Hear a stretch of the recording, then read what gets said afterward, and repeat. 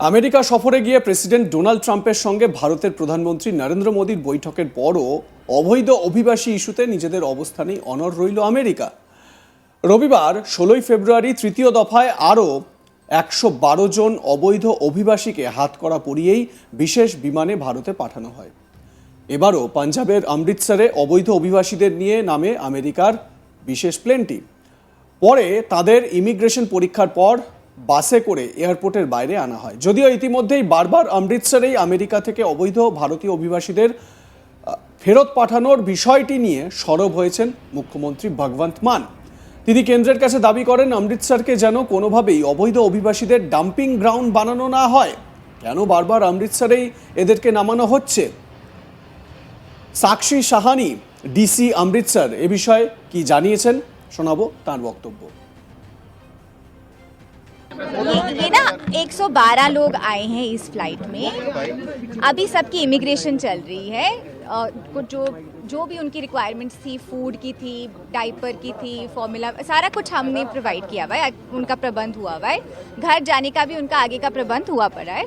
सो अभी इनकी इमिग्रेशन चल रही है। अभी काफ़ी समय लगेगा। वो आपको हम डेटा दे देंगे। इमिग्रेशन खत्म हो जाने दीजिए। এদিকে শনিবার 15 ফেব্রুয়ারি দ্বিতীয় দফায় 119 জন ভারতীয়কে নিয়ে অমৃতসরে নেমেছিল আমেরিকার সেনাবাহিনীর বিশেষ প্লেন C-17। হাতে পায়ে শিকল পরানো অবস্থায় সেদেশে থাকা ভারতীয়দের ফেরত পাঠানো হয়।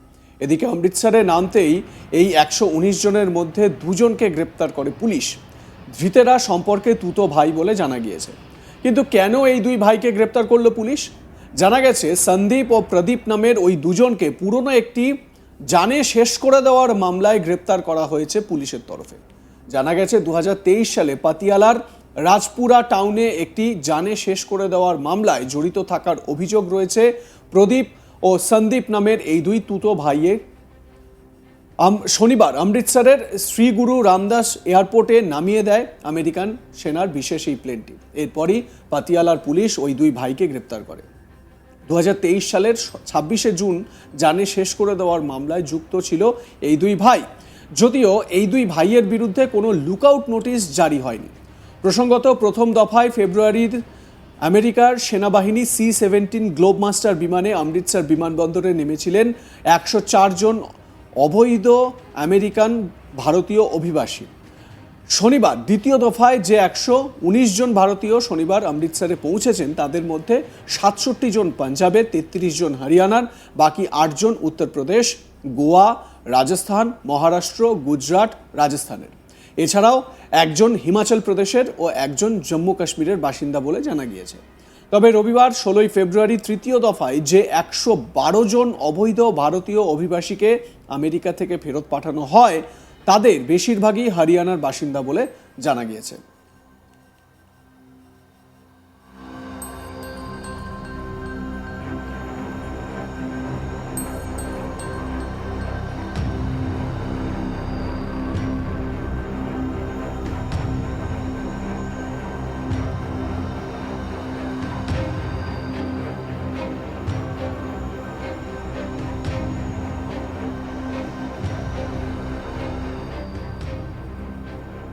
মসনদে বসেছেন ডোনাল্ড ট্রাম্প। তারপরই তিনি বেআইনি অভিবাসনের বিরুদ্ধে কড়া মনোভাব পোষণ করেছিলেন। তিনি বলেছিলেন যারা অবৈধ নাগরিক তাদেরকে আমেরিকা ছেড়ে বেরিয়ে যেতে হবে। ইতিমধ্যেই সেই কাজ শুরু হয়েছে বলা ভুল, জোর কদমে চলছে। শয়ে শয়ে অবৈধ অভিবাসীকে গ্রেপ্তার করা হয়েছে, তাদেরকে নিজেদের দেশে পাঠিয়ে দেওয়া হয়েছে এবং এদের মধ্যে যারা কুখ্যাত দুষ্কৃতী তাদের ঠাঁই হবে গুয়ান্তানামো কারাগারে। ডোনাল্ড ট্রাম্প এক অনুষ্ঠানে বলেছিলেন আমেরিকায় বহু অনুপ্রবেশকারীকে গ্রেপ্তার করা হচ্ছে, এর জন্য গুয়ান্তানামো বে কারাগারে প্রায় 30,000 বন্দীর থাকার ব্যবস্থা করা হচ্ছে। তিনি আরও বলেন আমরা যাদের গ্রেপ্তার করেছি তাদের মধ্যে বেশিরভাগই কুখ্যাত অপরাধী, তাই আমরা তাদের নিজেদের দেশে পাঠানোর ভরসা করতে পারছি না, কারণ ওরা আমেরিকার নাগরিকদের জন্য ক্ষতিকর প্রমাণিত হতে পারে ভবিষ্যতে। আমরা চাই না ওরা আবার এদেশে ফিরে আসুক আর কোনো অপরাধে জড়িত হোক, তাই ওদের জায়গা হবে গুয়ান্তানামো বে কারাগার। শুধুমাত্র আমেরিকা বলে নয়, বিশ্বের যে কোনো প্রান্তে যদি কোনো ভারতীয় অবৈধভাবে বাস করেন আমরা তাদের ফিরিয়ে নেব, এটা ভারতের তরফ থেকে বলা হয়েছিল, জানানো হয়েছিল। তবে আমাদের সঙ্গে সংশ্লিষ্ট নথিপত্র ভাগ করে নিতে হবে, যাতে আমরা যাচাই করতে পারি তিনি সত্যি ভারতীয় কিনা। যদি তা হয় আমরা তাদের ভারতে ফিরিয়ে নিতে প্রয়োজনীয় পদক্ষেপ করব। দিল্লির অবস্থান বেশ কয়েকদিন আগেই স্পষ্ট করে দিয়েছিলেন বিদেশ মন্ত্রকের মুখপাত্র। শুধু আমেরিকা নয়, বিশ্বের যে কোনো দেশের ক্ষেত্রেই অবৈধ ভারতীয় অভিবাসীদের নিয়ে একই অবস্থান ছিল নরেন্দ্র মোদী সরকারের, এখনও সেটা আছে। তবে এক্ষেত্রে শর্তও বুঝিয়ে দিয়েছে বিদেশ মন্ত্রক। বিদেশ মন্ত্রকের মুখপাত্র রণধীর জয়সওয়াল কিছুদিন আগে সাংবাদিক বৈঠকে কি বলেছিলেন শোনাই আপনাদের। India, we have made this clear earlier as well. We are against illegal immigration, especially because it is linked to several forms of organized crime.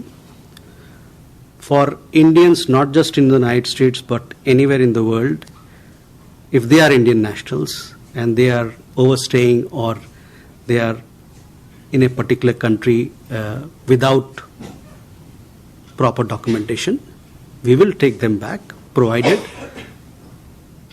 documents are shared with us so that we can verify their nationality, that they are indeed Indians. If that happens to be the case, then we will take things forward. We'll facilitate the return to India. Randhir Jaiswal বিদেশ মন্ত্রকের মুখপাত্র, তার বক্তব্য আপনাদের শোনালাম। দেখুন, এই অবৈধ অভিবাসীদের ফেরত নেওয়ার যে বিষয়টি, এই বিষয়টি নিয়ে কোনো দ্বিমত নেই, কিন্তু প্রশ্ন হচ্ছে, বিরোধীরা যেটা নিয়ে সরব হয়েছেন সংসদেও, সেটা হচ্ছে যে ভারতীয় অভিবাসীদের কেন হাতে পায়ে শিকল পরিয়ে তাদেরকে দেশে ফেরত পাঠানো হচ্ছে।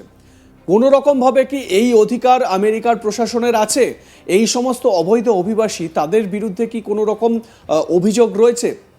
শশী থারুর সহ আরও অনেক কংগ্রেস সাংসদ তারা সংসদে প্রশ্ন তুলেছেন যে শুধুমাত্র এই ট্রাম্পের অ্যাডমিনিস্ট্রেশন নয়, বাইডেনের অ্যাডমিনিস্ট্রেশনও যখন ছিল সেই সময়েও হাজারে হাজারে অবৈধ অভিবাসীকে ভারতে ফেরত পাঠানো হয়েছিল, কিন্তু সে সময় সেই সমস্ত অভিবাসীদের হাতে পায়ে বেড়ি পরানো বা শিকল পরানো এই সমস্ত ছিল না। তাদেরকে কিন্তু সম্মানের সঙ্গে ফেরত পাঠানো হয়েছিল। তাহলে ট্রাম্প আসার পর এরকম কেন হচ্ছে? প্রশ্ন উঠতে শুরু করেছে মোদির সঙ্গে ট্রাম্পের যে বন্ধুত্ব, সেই বন্ধুত্ব নিয়েও। তাহলে বন্ধু মোদিকে কি সবক শেখাচ্ছেন ট্রাম্প? এই প্রশ্নও অনেকে করছেন, অনেক বিশেষজ্ঞরা করছেন যে ট্রাম্পের সঙ্গে মোদির এই বন্ধুত্বের এই ফল যে অবৈধ ভারতীয় যারা ওখানে কাজের জন্য গিয়েছিলেন বা অন্য কোনো কারণে সেখানে গিয়েছিলেন, তারা সেখানে থেকে গিয়েছিলেন, তাদেরকে পায়ে শেকল পরিয়ে বেড়ি পরিয়ে ফেরত পাঠানো হচ্ছে। আপনাদের এ বিষয়ে মতামত কি জানাতে ভুলবেন না। দেখতে থাকুন আজ তাক বাংলা, সাবস্ক্রাইব করুন আমাদের ইউটিউব চ্যানেলটি।